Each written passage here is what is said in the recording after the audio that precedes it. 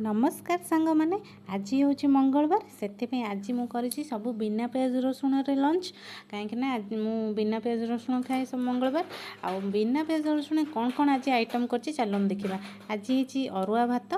ता सहित मटर तरकारी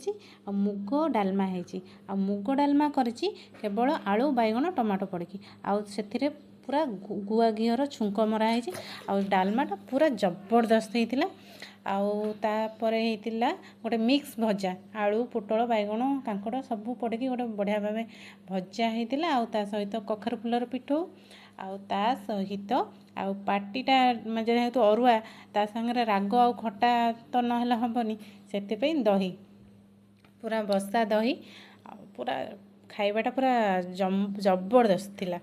अरुआ तो मते कौन आम घरे समस्त बहुत बढ़िया लगे। जदि आपण मानक भी मो वीडियो भल लगी सब्सक्राइब करने को जमा